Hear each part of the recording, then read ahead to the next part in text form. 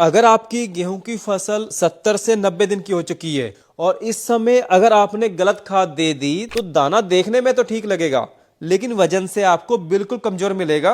क्योंकि भाई 70 से 90 दिन की गेहूं में किसान वीर सबसे बड़ी गलती यही करता है कि वो अभी भी नाइट्रोजन युक्त खाद के पीछे भागता रहता है। पत्ता और ज्यादा हरा चाहिए, फसल और ज्यादा चमकदार चाहिए, लेकिन भाई सच्चाई ये है कि गोप अवस्था में पौधे को नाइट्रोजन नहीं बल्कि दाना भरने की सबसे ज्यादा जरूरत होती है। मतलब इस समय पौधा नई पत्तियां बनाने से ज्यादा दाने में खाना भरने पर ध्यान देता है और दाने में सही तरीके से खाना भरने के लिए ये दो पोषक तत्व सबसे ज्यादा जरूरी होते हैं। पहला है पोटाश और दूसरा है सल्फर।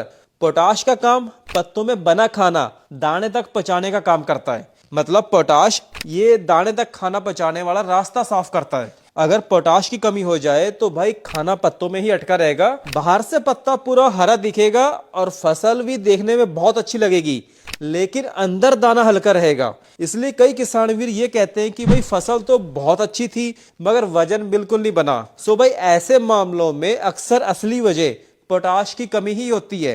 अब दूसरी जरूरी बात सल्फर की। सल्फर ये दाने के अंदर प्रोटीन बनाने का सबसे अहम भूमिका निभाता है और नाइट्रोजन को सही तरीके से काम में लाने में बहुत ज्यादा मदद करता है। अगर सल्फर की कमी हो जाए तो दाना देखने में तो बड़ा लग सकता है लेकिन वजन से कमजोर रहेगा।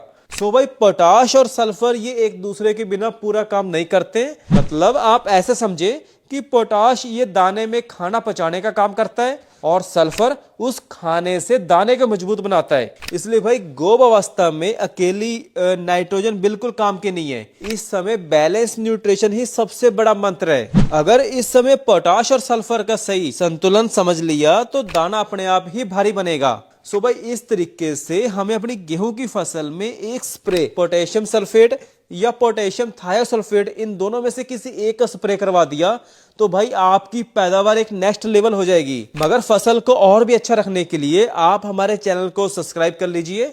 धन्यवाद।